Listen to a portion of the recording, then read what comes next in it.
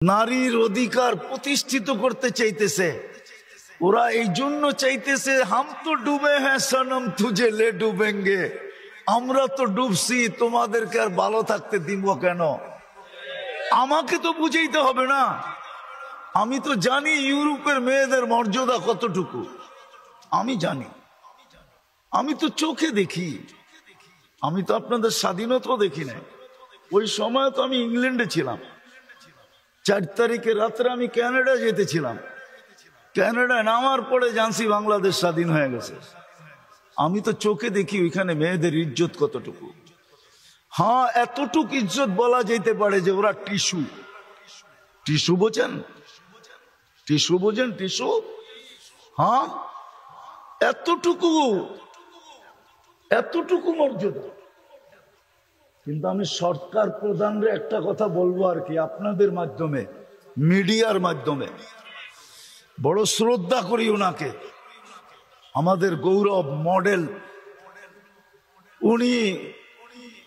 হ্যাঁ, সম্মানী ব্যক্তিকে সম্মান দেওয়া এটাও ইসলামের শিক্ষা। উনি নোবেল বিজয়ী। কয়েকদিন আগে তো কেউ আচার খাইলো আমাদের ছেলেদের পেশাবে, ঠিক না? মনে হয় বোঝেন নাই। কার পেশাবে? বাচ্চাদের, ছেলেদের পেশা, ছাত্রদের পেশাবে, ঠিক না? আমি ওনাকে করজোর অনুরোধ করব, উনি যেন মেয়েদের পেশাবে আচার না খায়।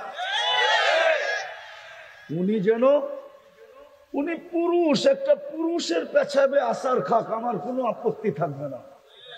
কিন্তু উনি পুরুষ হয়ে মহিলাদের পেশাবে আচার খায় কি করে? মনে হয় বুঝাইতে পারি না আপনাদেরকে। পারছি বুঝাইতে? আমি ওনার কাছে অনুরোধ করব, আমি ওনাকে সম্মান করি, ইজ্জত করি। আল্লাহ ওনাকে ইজ্জত দিছে, দালিকা ফাদলুল্লাহ ইউতি মান ইয়াশা। কয়েকদিন আগেই তো উনি দেখলো আমাদের ছেলেদের হাতে কেউ পেশাব আচার খাইলো, তো এরকম আচার যে বাউন্ডারির বাইরে চলে গেল। আমি ওনার কাছে অনুরোধ করব, উনি যেন মহিলাদের পেশাবে আচার না খায়। একটা পুরুষের পেশাবে আচার খাক, তাইলে তো মনকে বুঝাইতে পারবো যে পুরুষ হইয়া পুরুষের পেশাবে আচার খাইলো, উনি কেন মহিলাদের পেশাবে আচার খাইতে যেতেছে? যদি মিডিয়ার মাধ্যমে আমার কথা ওনার পর্যন্ত পৌঁছে, তো মেরে দোস্ত, যেটা বুঝাইতেছিলাম, আল্লাহ দয়া করছিলেন আমাদের উপরে। কিন্তু কথা তো সত্য, সবার কপালে সব শোভা পায় না। আজকে আমরা পরিচয় হারায় দিছি, ইউনিফর্মও হারায় দিছি। মুসলমান বাদ দিলাম, বলেন নারীদেরকে ইসলামের চেয়ে বেশি মর্যাদা দুনিয়ার কোন সমাজ আর কোন ধর্ম দিছে? চ্যালেঞ্জ। ইসলামের চেয়ে বেশি মর্যাদা কেউ দিছে? আল্লাহর রসুল গ্যারান্টি দিতেছে, 3 মেয়ে লালিত পালিত করে যদি সঠিক পাত্রে দিতে পারলাম, আমি জান্নাতের গ্যারান্টি দিতেছি। বলছে, ইয়া রাসূলুল্লাহ 2 মেয়ে? তাও। 1 মেয়ে? তাও। মেয়ে যদি না থাকে, বোন আছে? আছে। একে যদি সুশিক্ষিত করা সঠিক পাত্রে দিতে পারো, তোমার জন্য জান্নাত। বলেন কোন ধর্ম দিছে? আর কোন ধর্ম দিছে? যখন মহিলা মা হয়, শাফি রহমতুল্লাহ আলাইহি সারাদিন, লম্বা হইতেছে না তো, সারাদিন পরিশ্রম করার পরে রাত্রে এসে মার পায়ে তেল মালিশ করতেন আর টিপা টিপা ঘুম পড়াইতেন। মাঝে মাঝে পায়ের তালুতে চুমা দিতেন, আর মা কাইপা উঠা বলতো, সাফি আমার পায়ের তালুতে চুমা। তোমার পায়ের তালুতে চুমা দেয় কে? বলছে, আমি তো দেখতেছি তুমি দিতেছ। তো বলতেছে, না না মা, আমি তো আমার জান্নাতে চুমা দিয়া স্বাদ নিতেছি। বলেন দুনিয়ার কোন ধর্ম এত বড় মর্যাদা মাকে দিতে পারছে? কোরআন হাদিস থেকে যতটুকুই তেলাওয়াত করলাম, আশা রাখি একই সামনে রেখে কিছু কথা রাখবো। সাথে সাথে সকলের কাছে অনুরোধ, যতটুকু শুনবো, যতক্ষণ শুনবো, বা কথা যতক্ষণ হবে পরিপূর্ণ মনোযোগ দিয়ে শুনব। দ্বিতীয়, পরিবেশটাকে বিলকুল নীরব আর নিঝুম রাখব, কেননা এই দুটাই আল্লাহর আদেশ। ফাস্তামিউ ওয়া আনসিতু, মনোযোগ দিয়া শোনো এবং পরিবেশটাকে নীরব নিঝুম রাখো। লাভটা কি হবে এটাও আল্লাহ আমাদেরকে জানায় দিয়েছেন, লাআল্লাকুম তুরহামুন, তাইলেই কিন্তু রহমতের ছোঁয়া আমাদের গায়ে লাগবে। আর রহমতের ছোঁয়া লাগলে কি হবে, এটা শুরু করলে আসল কথাই হারায় যাবে। এই জন্য এতটুকুই মনে রাখি যে যদি আজকে রহমতের ছোঁয়া লাগাইতে চাই, আমার শরীরে রহমতের ছোঁয়া লাগুক, তাহলে পরিপূর্ণ মনোযোগ এবং পরিবেশটাকে বিলকুল নিঝুম রেখা শুনতে হবে।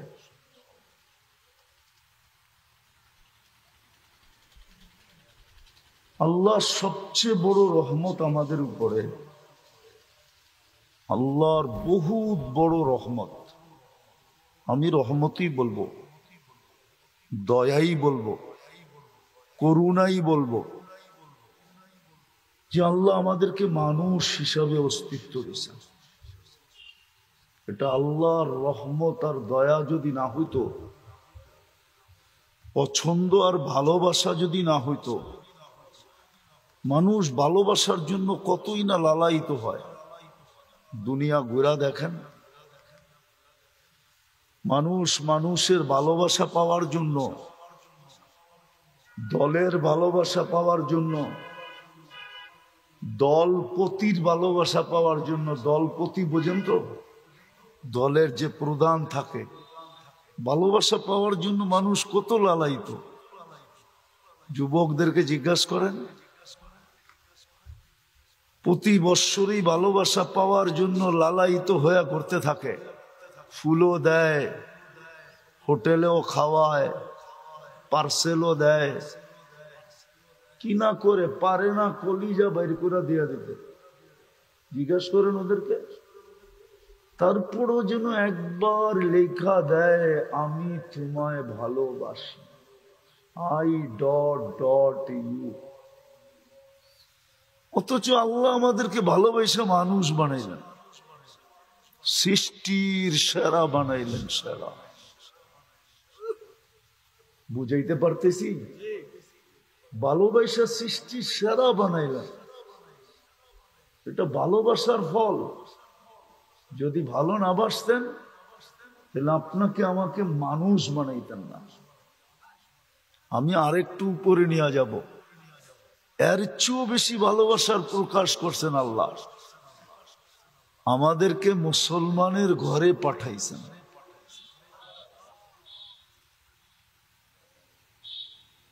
শুধু মানুষ বানান নাই। মানুষ বানাইলে তো ভাবতাম যে শুধু এক ধরনের ভালোবাসা, মানুষ হিসাবে ভালোবাসা। মানুষও বানাইছেন, আবার ভালোবাসার মাত্রাকে আরো উপরে নিয়ে গেছেন, আরো উপরে উঠাইয়া দিছেন। মুসলমানের ঘরে আমাদেরকে অস্তিত্ব দিছেন। হ্যাঁ, সত্য এটাই। ওলামা একমত হবে, আল্লাহর ভালোবাসা যদি আপনার আমার উপরে না হইতো, আরো উচ্চ স্তরে, তাহলে কোনোদিন মুসলমানের ঘরে আসার সুযোগ হইতো না। আরো একটু উপরে নিয়ে যেতে চাইতেছি, যার পরে আর কোনো ভালোবাসাই নাই, ভালোবাসা শেষ। এর উপরে ভালোবাসা, দ্বিতীয় স্তরেরও উপরে, একবারে শেষ ভালোবাসা, শেষ স্তর আল্লাহ আমাদের সাথে প্রকাশ ঘটাইছেন। আল্লাহ আমাদেরকে উম্মতে মুহাম্মদী বানাইছেন। সুবহানাল্লাহ। একবার না 100 কোটি বার বলল ভালোবাসার শেষ। যদি উলামা জিজ্ঞেস করে এরপরে ভালোবাসা নাই কেন, ওনার চেয়ে বড় তো কোনো নবী নাই, আবার ভালোবাসা কাকে দিবে? আছে নাকি যে ওর জন্য ভালোবাসা রাখবে? ওনার আগেও তো কেউ নাই, ওনার পরেও তো কেউ নাই। ওনার আগেও কেউ নাই। যদি উলামা প্রমাণ চায়, প্রমাণ দিতেছি। আবু হুরায়রা রাদিয়াল্লাহু তাআলা আনহু জিজ্ঞেস করছে, আপনি নবী কখন থেকে?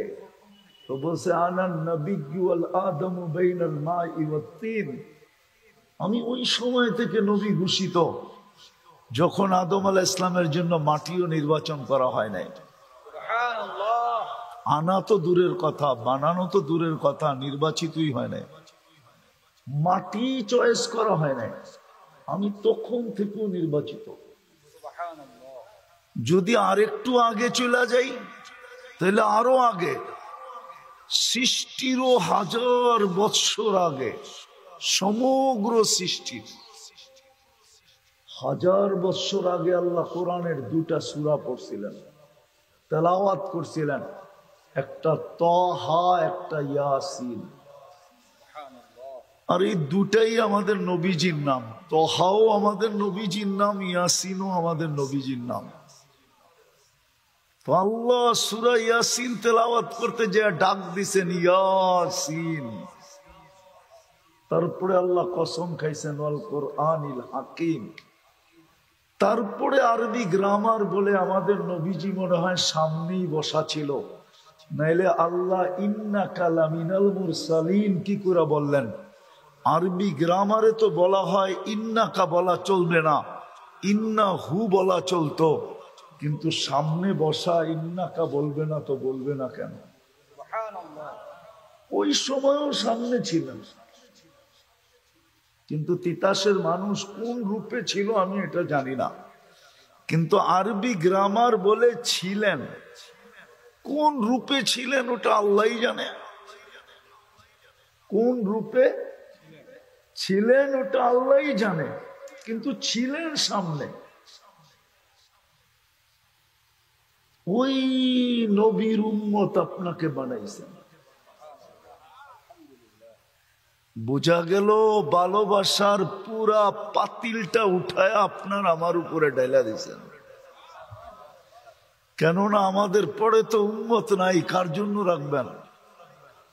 আমাদের পরে তো, আমাদের রসুল নবীর পরে তো কোনো নবী নাই। মানেন? বিশ্বাস করেন? কে কে বিশ্বাস করেন? নামান নামান, মনের থিকা তো? হ্যাঁ না ঠোঁটের থিকা? পাক্কা? কেউ যদি বলে আসে কি করবেন? কি খালি নাউজুবিল্লাহ পড়বেন? কি করবেন? না না, কি করবেন?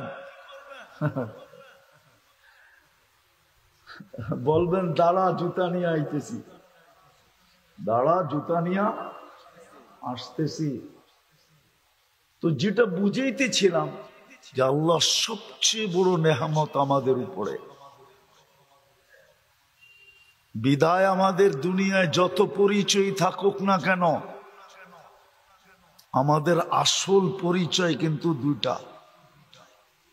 আমাদের যত পরিচয় দুনিয়ায় থাকুক না কেন, ভালো মতে মনোযোগ দিয়া আমি একটু পিছের থেকে নিয়ে যেতেছি একটা জিনিস বুঝানোর জন্য।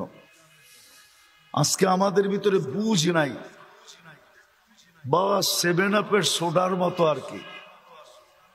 আমরা হুজুকেই চলতেছি, বুঝতে চাইতেছি না। বুঝ কম আমাদের ভিতরে, শুধু হুজুক আমাদের ভিতরে বেশি। এই জন্য ভালো মতে বোঝেন, আমাদের পরিচয় দুনিয়ার যতগুলোই থাকুক, যত পরিচয় থাকুক, দলীয় পরিচয় থাকুক, বংশের পরিচয় থাকুক, পেশাগত পরিচয় থাকুক, শিক্ষাগত পরিচয় থাকুক, হাজারো পরিচয় থাকুক, কিন্তু যে আল্লাহ রহমতের পুরা পাতিল আমার উপরে ঢেলা দিছেন, ভান্ডারটা আমার উপরে ঢেলা দিছেন, ওই আল্লাহর কাছে আমাদের পরিচয় শুধু 2টা। কয়টা? কয়টা? দুটা পরিচয় আল্লাহর কাছে। আমি দেখাবো। এই জন্যই তো কবরে গেলে জিজ্ঞাসা করা হবে, মা দিনুক, তোমার দিন কি, তোমার আসল পরিচয় কি? ওইখানে ওলামা একমত হবে, জবাব হবে ইসলাম।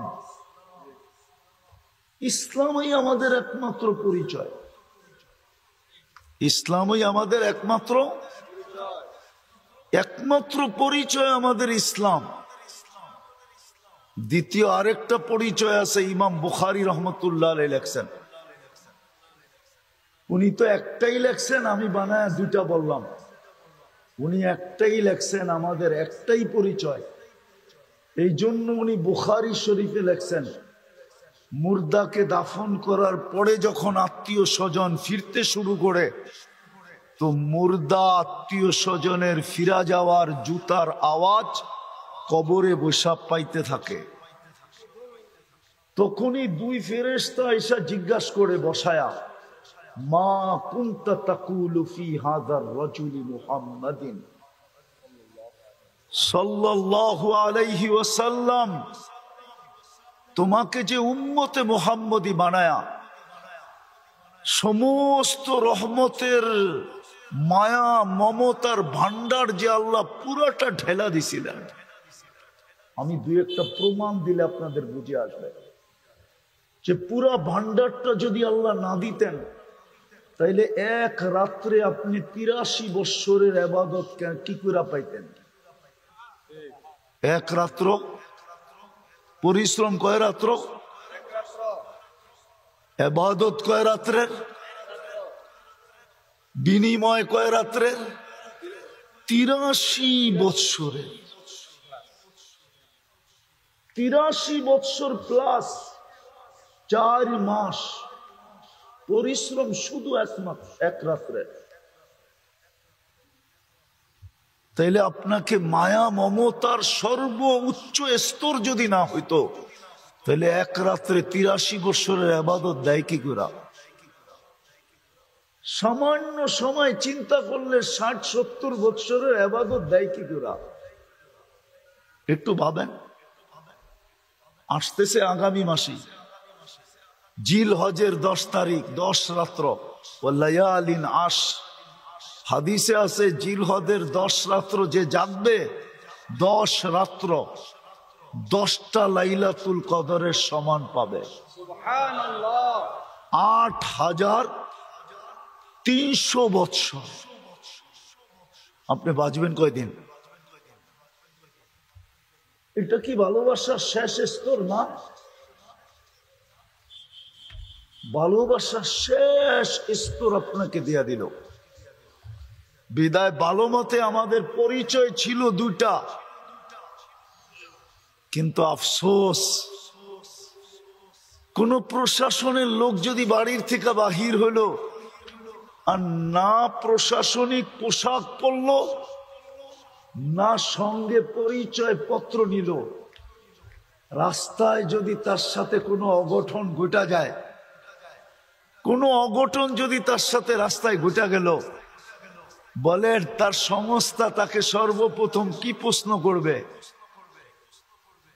ভালো মতে কি প্রশ্ন করবে? দায় দায়িত্ব কি সংস্থা নিবে? সংস্থা বলবে পোশাক না ছিল, আইডি কোথায় ছিল? সে যদি বলে আইডি বাড়িতে, তাহলে পোশাক কই ছিল? ওইটাও বাড়িতে। বলছে তুমি তো সিভিল ছিলা, জনগণ তো জানতো তুমি সাধারণ পাবলিক, কেননা আইডিও নাই আর তোমার কাছে পোশাকও নাই। বিদায় মার খাওয়াটা তোমার জন্য ভাগ্যেই ছিল, স্বাভাবিকই ছিল। তোমার সাথে দুর্ব্যবহারটা কোনো অস্বাভাবিক ছিল না, কেননা আইডিও ছিল না, পোশাকও ছিল না। আজকে সারা দুনিয়ায় মুসলমানের যে দুরবস্থা, আমরা যে চিৎকার দিতেছি, সারা দুনিয়ায় মুসলমানের দুরবস্থা, আমরা পরিচয়ও হারায় ফেলছি, আমরা আমাদের পোশাকও হারায় ফেলছি। ভালো মতে বোঝেন কিন্তু যার কারণে সারা দুনিয়ায় মুসলমানের এই দুরবস্থা। 250 কোটি মুসলমান, 60টা মুসলিম দেশ, তারপরেও আপনি তাকায় দেখেন মুসলমানের কি দুরবস্থা। হবে না তো হবে না কেন? কেন হবে না আপনার দুরবস্থা? পরিচয় কোথায়? পরিচয় পত্র কোথায়? আপনি যে মুসলমান। বলেন যুবকরা বলুক, আমাদের ভিতরে ইসলামের রং কতটুকু আছে? যদি ইসলাম আমাদের কাছে প্রিয় পরিচয় থাকতো, তাহলে আমার সমাজের যুবকরা এইভাবে চুল কেন কাটতো? ইসলাম কি চুল কাটার কোনো বিধান দেয় না? তাহলে আমার সমাজের যুবকরা 14 তারিখ কেন উদযাপন করত? ওদের জন্য কি 14 তারিখ রাখা নাই? জান্নাতে কি 14 তারিখ নাই? মনে হয় আপনারা জানেন না জান্নাতে 14 তারিখ আছে না নাই? জান্নাতে তো 14 তারিখ পার ডে হবে, ডেলি 100 বার হবে 14 তারিখ। কতবার? কতবার? দুনিয়ায় বৎসরে হয় কয়বার? জান্নাতে 14 তারিখ হবে প্রতিদিন 100 বার। আমি যুক্তি দিতেছি, কেননা দুনিয়াতে যৌবন হইল একটা। কয়টা? প্রত্যেক জান্নাতীকে আল্লাহ 100 পুরুষের যৌবন শক্তি দিবে। কত? পাওয়ার ব্যাংকে ভরে রাখার জন্য ডেলি 100 বার কাজে লাগাবে। হাদিসে আছে মিয়াতা মাররা, 100 বার 24 ঘন্টায় কাজে লাগাবে। একটু পর পর ভিডিও কল আসবে, তাল ইলাইয়া আমার কাছে আয়। ভিডিও কল হবে, ভিডিও। হাসি দেখলে পাগল হয়ে যাবে। হ্যাঁ, পাগল হবে না কেন? আল্লাহ রসুল তো এটাই বলছে, লাউ যাহিকা আলা দুনিয়া লাতানাওয়ারাতিদ দুনিয়া কুল্লা। যদি আজকে একটা দাঁত খুইলা হাসি দেয় তো সারা দুনিয়াটা আলোতে ফকফকে হয়ে যাবে। আর যখন ভিডিও কলে 32 দাঁত দেখায় হাসি দিবে তো কেমন আলো হবে? একটু ভাবুক না যুবকরা, কেমন আলো হবে? দেখি না রাত্রে বালিশ কামড়ায় কিনা, বাড়িতে যায়া যে মাথা তো নষ্ট করে দিল, কবে যামু জান্নাতে? ডেলি তো 100 বার তাকে কলিং হবে। 100 পুরুষের যৌবন শক্তি। যদি ইসলামের পরিচয়ই থাকতো, পরিচয় পত্রই থাকতো, তাহলে যুবক কেন 14 তারিখ উদযাপন করত? চুল কেন এই ডিজাইনে কাটতো? 31st নাইট কেন উদযাপন করত? বিজাতির রঙে কেন রঙিন হইতো? বুঝান, আপনার উপরে তো দয়া করলো, তাইলে আপনি মারি খাবেন না কে খাবে? পরিচয় পত্র তো নাই। আফসোস, রাত্র লম্বা হয়ে যাইতেছে, আমিও লম্বা করতে চাইতেছি না। আমাদের পরিচয় পত্র তো নাই। যদিও দয়ার মাধ্যমে আমাদেরকে পরিচয় পত্র দিছিলেন, আমাদের একমাত্র পরিচয় ছিল ইসলাম, ইসলাম, ইসলাম, ইসলাম। আজকে আমরা ইসলাম ছেড়ে দিছি। হাদিসও বলতেছে, সায়াতি আলা উম্মতি জামান লা ইয়াবকা মিনাল ইসলামি ইল্লা ইসমু। একদিন আসবে শুধু নামটা থেকে যাবে। যেরকম ঢাকা শহরের কিছু জায়গার নাম পাওয়া যায়, শুধু নাম আছে, জিনিস নাই। মতিঝিলে যাবেন, ঝিল নাই। মতিঝিলে যাবেন, কি নাই? আসলে নাম হইল মতি ঝিল, ঝিল নাই। ঝিল চিনেন? তিতাসের মানুষ যদি ঝিল না চিনে তো আর কে চিনবো? জলাশয়, ঠিক না? আছে নাকি মতিঝিলে জলাশয়? শুধু নামটা আছে। হায় হায়, দোলাই খালে খাল নাই, ধানমন্ডিতে বাজার নাই। অথচ দানের মন্ডি ছিল। আজকে আমাদের নাম আছে কিন্তু পরিচয় পত্র নাই। নাইলে আপনাদের যুগ বিয়োগে মিলতে পারে, আমার যুগ বিয়োগে মিলে না। কেননা আমার যুগ বিয়োগে এই জন্য মিলে না, আমি অহংকার করে বলতেছি না, আমার চেয়ে বেশি দুনিয়া বাংলাদেশে কেউ দেখে নাই। আমি 103টা দেশ দেখা ফেলছি, 60টা মহাদেশ দেখা ফেলছি। বিদায় আমার যোগ বিয়োগ মিলে না যে কেন মুসলমান দেশ মাটির সাথে মিশবে, কেন 250 কোটি মুসলমানের এই দুরবস্থা হবে, কেন 60টা মুসলিম দেশের এই দুরবস্থা হবে, যাদের কাছে দুনিয়ার সবচেয়ে বড় টাকা, দুনিয়ার সবচেয়ে বড় টাকা মুসলমানের জেবে, পকেটে। কুয়েতের চেয়ে বড় টাকা দুনিয়ার কারো কাছে নাই, ব্রুনাইয়ের চেয়ে বড় টাকা দুনিয়ার কারো কাছে নাই, বাহরাইনের চেয়ে বড় টাকা দুনিয়ার কারো কাছে নাই, ওমানের চেয়ে বড় টাকা দুনিয়ার কারো কাছে নাই। না আমেরিকা, না কানাডা, না অস্ট্রেলিয়া, না ইংল্যান্ড, না ইউরোপ, দুনিয়ার কারো কাছে নাই। তারপরে এই অবস্থা হবে কেন? 250 কোটি মুসলমান, 60টা মুসলিম দেশ, বড় টাকা, সবকিছুই তো মুসলমানের কাছে বেশি। একটা জিনিস দেখানো যাবে না যেটা মুসলমানের কাছে কম আছে, সবচেয়ে বেশি মুসলমানের কাছে। এই দুরবস্থা হবে কেন? ফিলিস্তিন নিয়ে চিন্তা করেন, 60 লক্ষ, পশ্চিম তীরে 30 লক্ষ, গাজায় 30 লক্ষ, 60 লক্ষ মুসলমান। 1 বছর 7 মাস হইতে মাত্র 4 দিন বাকি আছে। আল্লাহ যেন তাকায় দেখেন না। বুঝলাম দুনিয়ার মানুষ দেখে না, মেনে নিলাম। আল্লাহর কাছে তো সৈনিকের অভাব নাই। ওয়ালিল্লাহি জুনুদুস সামাওয়াতি ওয়াল আরদ। এই ছোট ছোট পোকাগুলো আমাদেরকে বিরক্ত করে দিতেছে। এই পোকাগুলোও তো আল্লাহর কাছে আছে, সৈনিকের অন্তর্ভুক্ত। মশাও তো আল্লাহর সৈনিকের অন্তর্ভুক্ত।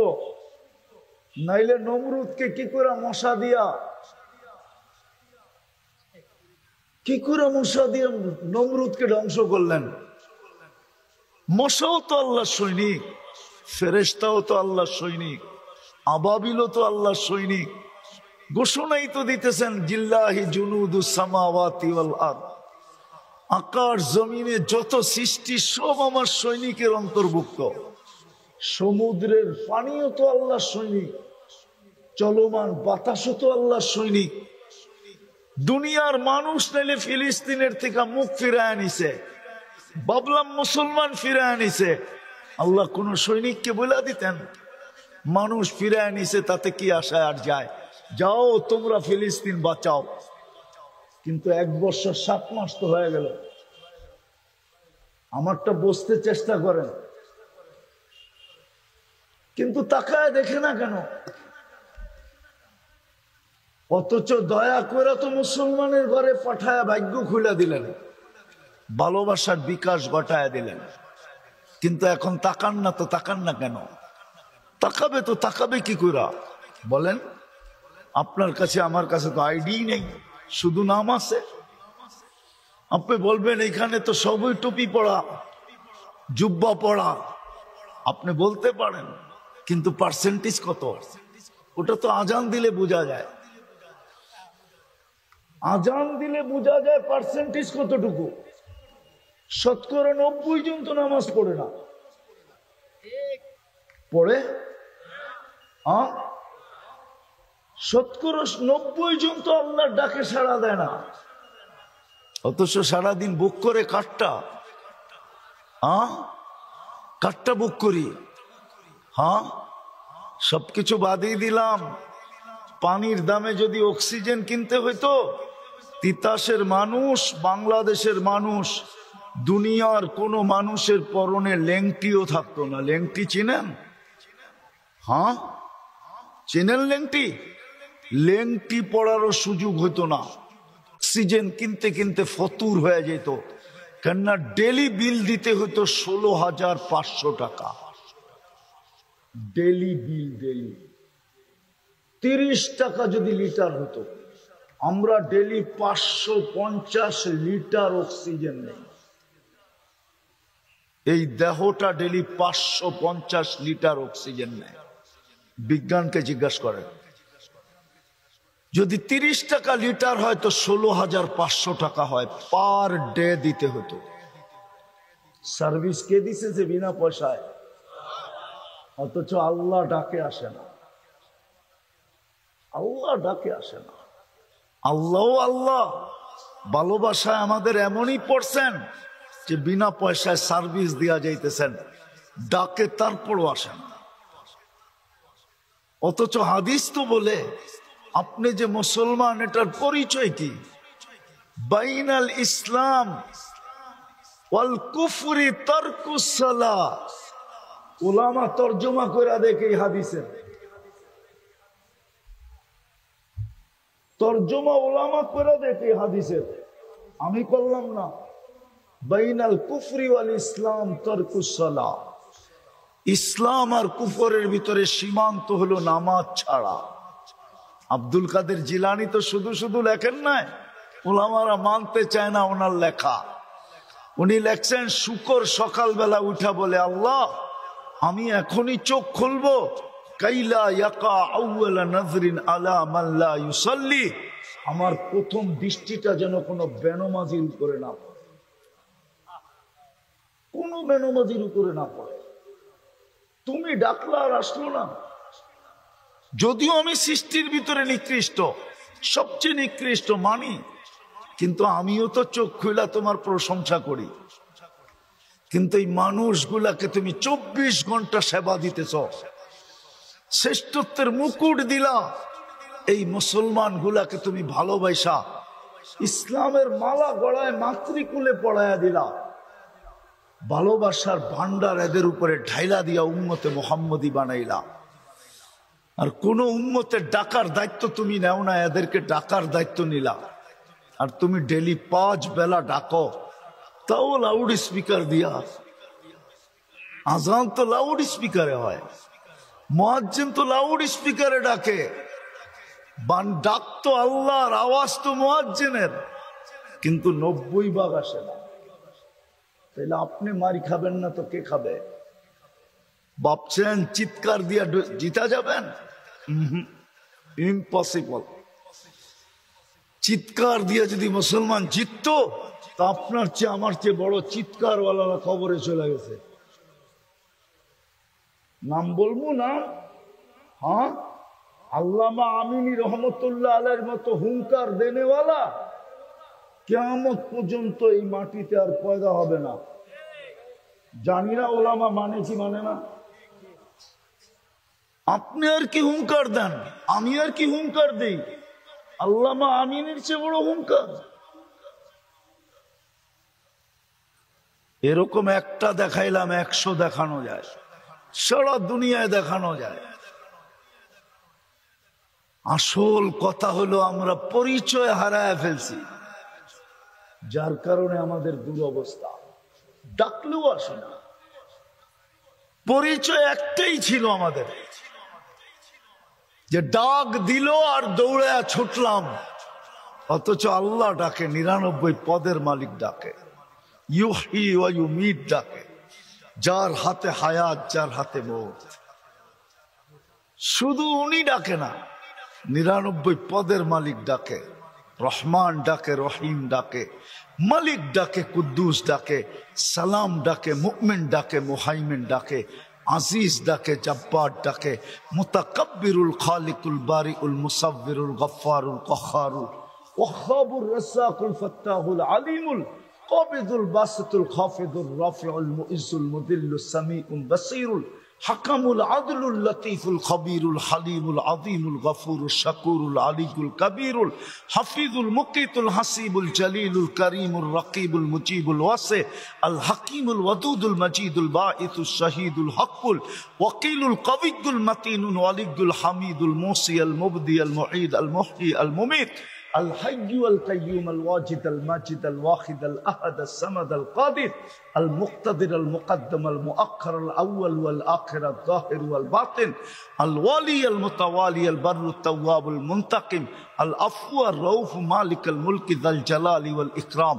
المقسط والجامع والغني والمغني المانع الضار النافع النور الهادي البديع والباقي الوارث والرشيد الصبور জাল্লে জালালু 99 পদের মালিক আল্লাহ ডাকে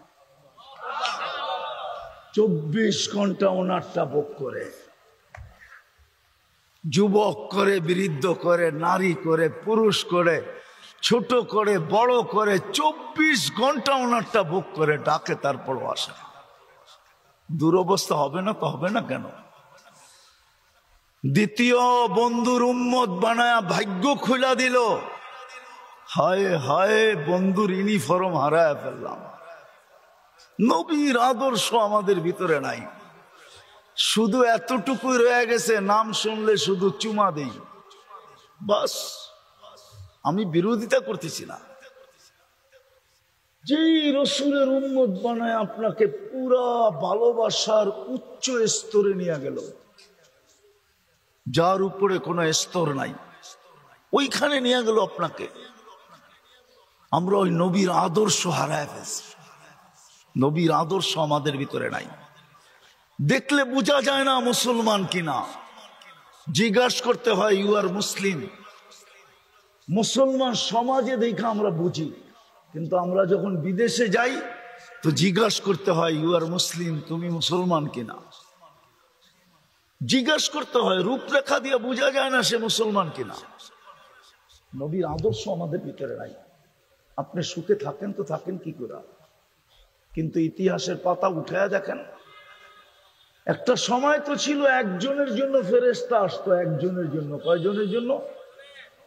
বিশ্বাস হয় না মনে হয় ইতিহাসের মানুষের। প্রমাণ দিমু, সাহাবী রসুলকে ডাকাতে ধরছে। ডাকাত বলতেছে তোমার মাল নিয়ে নিব, বলছে নিয়ে নাও। বলছে শুধু মাল নিব না, জানটাও নিব। বলছে তাও নিয়ে নাও, কিন্তু একটা অনুরোধ করব, রাখবে? বলছে সেটা কি? বলে 2 রাকাত নামাজ পড়তে দাও। বলছে দেওয়া হলো তোমাকে 2 রাকাত নামাজ, তাড়াতাড়ি পড়ো। তো 2 রাকাত নামাজ পড়ে বয়ে বয়ে যখন ডাইন দিকে সালাম প্রথম ফিরাইছে, তো দেখে ডাইন দিকে এক সুদর্শন যুবক দাঁড়ানো, হাতে খোলা তরবারি, ঠোঁটে মুস্কি মুস্কি হাসি, চেহারার থেকে যেন চাঁদের চেয়ে বেশি আলো ছিটকায় বলতেছে। বাম দিকে সালাম ফিরে জলদি জলদি জিজ্ঞাসা করছে তুমি কে? বলছে আশ্চর্যের বিষয় তো, বড় আশ্চর্যের বিষয়, তুমি ডাইকা আনলা আর তুমি জিজ্ঞেস করতেছো তুমি কে? বলছে কোথায় ডাইকা আনলাম? বলছে তুমি যে সেজদায় যায় পড়তেছিলে, ইয়া ওয়াদুদ ইয়া দাল আরশিল মাজিদ, ইয়া ওয়াদুদ ইয়া দাল আরশিল মাজিদ, ইয়া ফাআলুল লিমা ইউরিদ, আসআলুকা বিইজ্জাতিকাল্লাতী লা তুরাম ওয়া বিমুলকিকাল্লাযী লা ইউদাম ওয়া বিনূরিকাল্লাযী মালা আরকানা আরশিক আন তাকফিনি মিন হাযাল লিস ইয়া মুগীস আগিসনি। তুমি যখন মুগীস বলে চিৎকার দিছো, তো সমগ্র আকাশে ছুটাছুটি শুরু হয়ে গেছে। ফেরেশতারা আপোষে বলতেছিল কোন বিপদে পতিত কোন বিপদগামী ব্যক্তির আওয়াজ, হুকুম দিতে দেরি, ঝাঁপায়া পড়তে দেরি করব না। তা আল্লাহ চতুর্থ আকাশ থেকে আমাকে নির্বাচিত করছেন। তুমি দ্বিতীয়বার যখন চিৎকার দিছো, আমি 4 আকাশ অতিক্রম করে ফেলছি। তৃতীয়বার যখন চিৎকার দিছো, তো তোমার মাথার কাছে চলে আসা দুশ্মনকে জাহান্নামে পাঠায়া দিছি। বলছে এটা আমার বিশেষত্ব? বলছে না, কিয়ামত পর্যন্ত তোমার মতো নামাজ যে উপহার দিবে, ওর জন্য আমি কিয়ামতের সকাল পর্যন্ত বেঁচে থাকবো। ও তিতাসের বুদ্ধিমান মানুষগুলা, একজনের জন্য যদি ফেরেশতা আসতে পারে, তাহলে আজকে 60 লক্ষর জন্য কেন আসে না? 250 কোটির জন্য কেন আসে না? আফগানিস্তান কি করে মাটির সাথে মিশা গেল? ইরাক কি করে মাটির সাথে মিশা গেল? লিবিয়া কি করে মাটির সাথে মিশা গেল, সিরিয়া কি করে মাটির সাথে মিশা গেল, ফিলিস্তিন কি করে মাটির সাথে মিশতেছে। ইয়ং ওলামারা বলবে ওনার দিলে ব্যথা নাই, আমার চেয়ে বেশি তোমাদের দিলে ব্যথা নাই। তোমরা মিডিয়ায় ফিলিস্তিন দেখো, আমি 15 বছর আগেই 2 চোখে ফিলিস্তিন দেখা আসছি। তোমরা আমার চেয়ে বেশি ফিলিস্তিন চিনো না, এই জন্যই তো আমি অন্যভাবে কাঁদতেছি। সবার কান্নার ঢং যে একরকম হবে তা না, প্রত্যেকের কান্নার ঢং ভিন্ন ভিন্ন। আমি ভিন্নভাবে কাঁদতেছি, এই জন্য তো আমার যোগ বিয়োগ মিলে না। কেন আসে না? 60 লক্ষের জন্য কেন আসে না? একজনের জন্য তো আসলো। হায়াতু সাহাবা উঠান, দেখেন কিতাব খুলা, আসছে কি আসে নাই? এক কাহিনী তো না, শত কাহিনী তো আছে। শাহজালাল রহমতুল্লাহ আলাইহির জন্য যদি আসতে পারে, নাইলে উনি জায়নামাজ সুরমায় বিছাইল কি করে? পানির ধর্ম তো হইলো বিছাবে যেটা ওটাকে ভিজাবে, পা দিবে যে নৌকা ছাড়া সেই ডুববে। শাহজালাল রহমতুল্লাহ আলাইহি তো ডুবলো না, জায়নামাজও তো ভিজলো না। আমি তো বলবো নিচে দিয়া ফেরেশতা হাতের উপরে উঠায়া রাখছিল, আর ফেরেশতা হাতে করে পার করায় দিছিল। আমি তো এটাই বলবো, ওনার জন্য যদি আসতে পারে গৌর গোবিন্দকে বাগানের জন্য, তাইলে আজকে ইহুদিদেরকে বাগানের জন্য কেন আসে না? অথচ শাহজালাল সিলেটে ওই সময় তো হিন্দুই হিন্দু ছিল, ফিলিস্তিনে তো ইব্রাহিম আলাইহিস সালাম ঘুমাইতেছে, চোখে তো দেখা আসলাম ওয়াদিয়ে খলিলে। একটু দূরেই তো মুসা আলাইহিস সালাম ঘুমাইতেছেন ওয়াদিয়ে মুসা। 70 জন নবীর কবর এখনো তো চিহ্নিত আছে, 45,000 সাহাবায়ে কেরামের কবর এখনো তো চিহ্নিত আছে। মুসলমানের প্রথম কেবলা তো এখনো রাখা আছে। মেরাজের রাত্র তো 1.25 লক্ষ নবীদের সশরীরে সম্মিলন ওই ফিলিস্তিনই হয়েছিল। মুহাম্মদুর রাসূলুল্লাহ ইমামতি করছিলেন সশরীরে ফিলিস্তিনই তো। কি বলেন? আরে হা না না, খুতবা দিছিলেন ওইখানে দাঁড়ায়া, ওইখান থেকে মেরাজে গেলেন। আমি তো এগুলা চোখে দেখি, তারপরও কেন আসে না? কিন্তু আল্লাহ আমাকে বলতে চায় আসবে তো আসবে কি করে? ভালোবাসা তো তোদেরকে মুসলমানের ঘরে জন্ম দিছিলাম, কিন্তু তোরা তো শুধু নামটাই রেখা দিলি, পরিচয় পত্র ছিঁড়া ফালায়া দিলি। শুধু কয়েকজন হুজুরের কাছে ছাড়া তো কারো কাছে পরিচয় পত্র নাই। বলুক আমার যুবকদের কাছে আছে কিনা? থাকলে ওর চুলের স্টাইল এরকম কেন, ওর পোশাক এরকম কেন, আশাক এরকম কেন? কিন্তু একটা কথা মনে উঠলো, যুবক তোমাকে বুঝাইতে চাইতেছি, তুমি যতই ওদের রঙে রঙ্গ না কেন, কোনদিন ওদের দিলে তুমি ভালোবাসা পাবে না। তোমাকে আমি চ্যালেঞ্জ দিয়া বলবো, দুনিয়ার কোন চ্যালেঞ্জ না, আমার এই চোখের চ্যালেঞ্জ দিয়া বলবো, তুমি আর কি বাংলাদেশে বসে ওদের রঙে রঙিন হয়ে ভালোবাসা পাবে? যারা ওদের দেশের পাসপোর্ট পাইছে, ওদের দেশের গ্রিন কার্ড পাইছে, ওরা পর্যন্ত ওদের রঙে চলে, ওদের ঢঙ্গে চলে, ওদের চেয়ে আপডেট হয়ে চলে। যখনই ওর আইডিটা দেখে আর যখনই ওর পাসপোর্টটা স্ক্যান করে, তখনই আর ভালোবাসা ওর জন্য দেখাইতে পারে না। চোখগুলা এরকম বড় বড় করে। আমার এই চোখে শত না হাজারো দেখা আছে। যাও যাও ইউরোপে যায় দেখা আসো, যাও কানাডা আমেরিকায় দেখা আসো, অস্ট্রেলিয়ায় যায় দেখা আসো, নিউজিল্যান্ডে যায় দেখা আসো। আমার কথা যদি বিশ্বাস না হয়, সত্য না হয়, তোমাদের জুতা আমার গাল গাল, এই বড়া মজমা, আমি তোমাদের পায়ে হাত দিয়ে বুঝাইতেছি। কোনদিন ওদের রঙে রঙিন হয়ে তুমি ওদের দিলের ভিতরে জায়গা করতে পারবে না। চ্যালেঞ্জ তোমাকে, কোনদিন না। এমনকি যদি চামচামি করো তারপরও পারবে না। আমার কাছে প্রমাণ আছে। বলো, সাদ্দাম হোসেনকে কে দড়াইয়া দিছিল? কে? বলেন না, হুজুর তো চেয়ার হয়েছে, কে দৌড়ায় দিছিল? কে? মুসলমান মুসলমান মুসলমান। ওরই বডিগার্ড ওকে দৌড়ায় দিছিল। কিন্তু ও এখন কোথায়? আমেরিকা, কোথায় কানাডা, কোথায় অস্ট্রেলিয়া, কোথায়? সাদ্দামের ফাঁসির 2 দিন পরেই ওকে শুট করে মেরা ফেলছে। ওরা জানে তুই নিজের জাতির সাথে যখন গাদ্দারি করতে পারছিস, তো তুই আমার সাথেও গাদ্দারি করবি। বিদায় থাকবে না বাস, বাজবে না বাসি।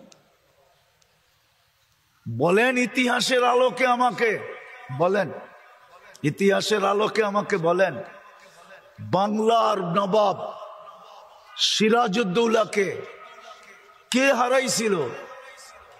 হ্যাঁ, মির্জাফর কে?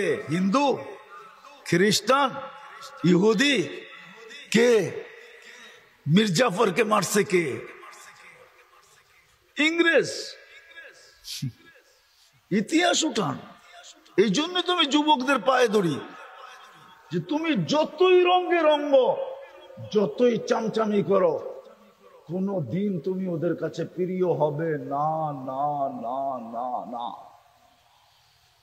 বিদায় আসো, আমরা তওবা করি, ফিরি। আমাদের একমাত্র আল্লাহর কাছে পরিচয়।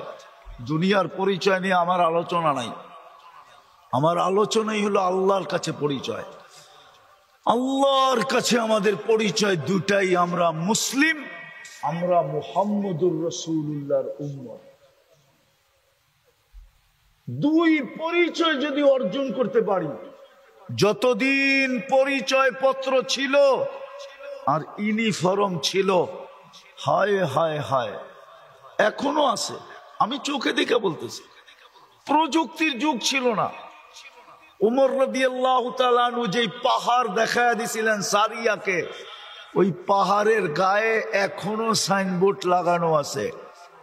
ইরানের বন্দর আব্বাস মদিনার থেকে 3000 কিলোমিটার দূরে। 3000 কিলোমিটার মদিনার থেকে।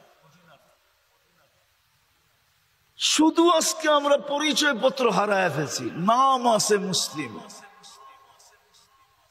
নাম দাবি করি উম্মতে মুহাম্মাদি, ইউনিফর্ম নাই, নবীর আদর্শ নাই।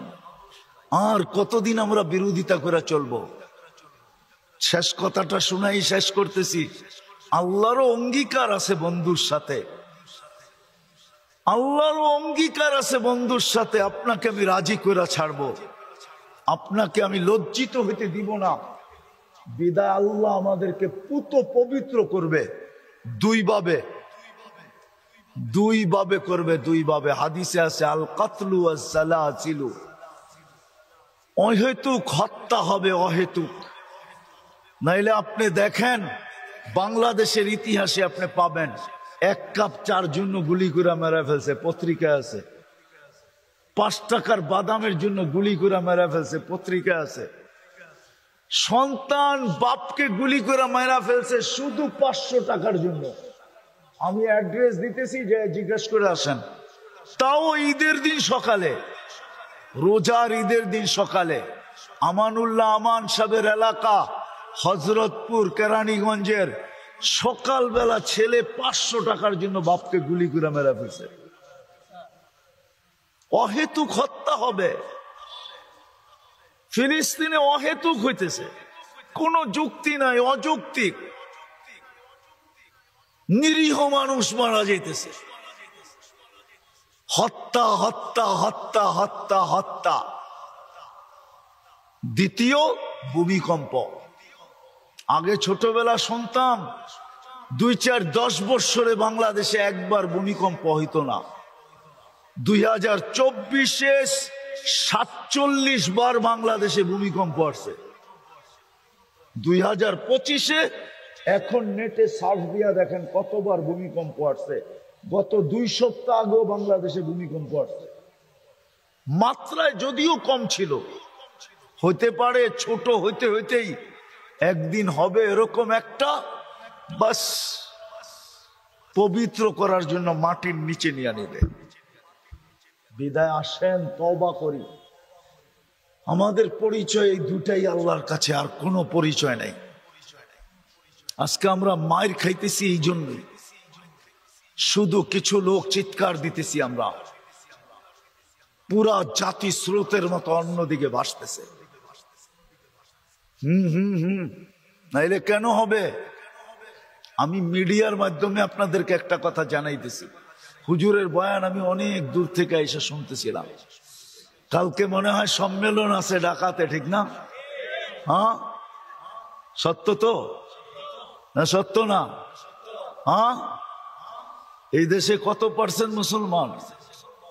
হ্যাঁ, আচ্ছা বাদ দিলাম, মুসলমান বাদ দিলাম, বলেন নারীদেরকে ইসলামের চেয়ে বেশি মর্যাদা দুনিয়ার কোন সমাজ আর কোন ধর্ম দিছে? চ্যালেঞ্জ। ইসলামের চেয়ে বেশি মর্যাদা কেউ দিছে? হ্যাঁ, হ্যাঁ, আল্লাহর রসুল গ্যারান্টি দিতেছে, 3 মেয়ে লালিত পালিত করে যদি সঠিক পাত্রে দিতে পারলাম আমি জান্নাতের গ্যারান্টি দিতেছি। বলছে ইয়া রাসূলুল্লাহ 2 মেয়ে? কয় তাও। 1 মেয়ে? কয় তাও। মেয়ে যদি না থাকে? কয় বোন আছে? কয় আছে। একে যদি সুশিক্ষিত করে সঠিক পাত্রে দিতে পারো তোমার জন্য জান্নাত। বলেন কোন ধর্ম দিছে? আর কোন ধর্ম দিছে? হ্যাঁ, হ্যাঁ। যখন মহিলা মা হয়, শাফি রহমতুল্লাহ আলাই সারাদিন লম্বা হইতেছে না তো, সারাদিন পরিশ্রম করার পরে রাত্রে এসে মার পায়ে তেল মালিশ করতেন আর টিপা টিপা ঘুম পড়াইতেন, মাঝে মাঝে পায়ের তালুতে চুমা দিতেন। আর মা কাইপা উঠা বলতো, শাফি আমার পায়ের তালুতে চুমা। তোমার পায়ের তালুতে চুমা দেয় কে? বলছে আমি তো দেখতেছি তুমি দিতেছ। তো বলতেছে না না মা, আমি তো আমার জান্নাতে চুমা দিয়া স্বাদ নিতেছি। বলেন দুনিয়ার কোন ধর্ম এত বড় মর্যাদা মাকে দিতে পারছে? বলেন। আমাকে তো বুঝাইতে হবে না, বরং আমি বুঝতেছি যারা নারীর অধিকার প্রতিষ্ঠিত করতে চাইতেছে ওরা এই জন্য চাইতেছে, হাম তো ডুবে হ্যাঁ সনম তুঝে লে ডুবেঙ্গে, আমরা তো ডুবছি তোমাদেরকে আর ভালো থাকতে দিব কেন? আমাকে তো বুঝাইতে হবে না, আমি তো জানি ইউরোপের মেয়েদের মর্যাদা কতটুকু, আমি জানি, আমি তো চোখে দেখি, আমি তো আপনাদের স্বাধীনতা দেখি নাই। ওই সময় তো আমি ইংল্যান্ডে ছিলাম, 4 তারিখে রাত্রে আমি কানাডা যেতেছিলাম, কানাডায় নামার পরে জানছি বাংলাদেশ স্বাধীন হয়ে গেছে। আমি তো চোখে দেখি ওইখানে মেয়েদের ইজ্জত কতটুকু। হ্যাঁ, এতটুকু ইজ্জত বলা যেতে পারে যে ওরা টিস্যু, টিস্যু বোঝেন? টিস্যু বোঝেন? টিস্যু। হ্যাঁ, এতটুকু, এতটুকু মর্যাদা। কিন্তু আমি সরকার প্রধানরে একটা কথা বলবো আর কি, আপনাদের মাধ্যমে, মিডিয়ার মাধ্যমে, বড় শ্রদ্ধা করি ওনাকে, আমাদের গৌরব মডেল উনি। হ্যাঁ, সম্মানী ব্যক্তিকে সম্মান দেওয়া এটাও ইসলামের শিক্ষা। উনি নোবেল বিজয়ী। কয়েকদিন আগে তো কেউ আছাড় খাইলো আমাদের ছেলেদের পেশাবে, ঠিক না? মনে হয় বোঝেন নাই। কার পেশাবে? বাচ্চাদের, ছেলেদের পেশা, ছাত্রদের পেশাবে, ঠিক না? আমি ওনাকে করজোর অনুরোধ করব উনি যেন মেয়েদের পেশাবে আছাড় না খায়। উনি যেন, উনি পুরুষ, একটা পুরুষের পেশাবে আছাড় খাক, আমার কোনো আপত্তি থাকবে না। কিন্তু উনি পুরুষ হয়ে মহিলাদের পেশাবে আছাড় খায় কি করে? মনে হয় বুঝাইতে পারি না আপনাদেরকে। পারছি বুঝাইতে? আমি ওনার কাছে অনুরোধ করব, আমি ওনাকে সম্মান করি, ইজ্জত করি। আল্লাহ ওনাকে ইজ্জত দিছে, যালিকা ফাদলুল্লাহ ইউতি মান ইয়াশা। কয়েকদিন আগেই তো উনি দেখলো আমাদের ছেলেদের হাতে কেউ পেশাব আছাড় খাইলো, তো এরকম আছাড় যে বাউন্ডারির বাইরে চলে গেল।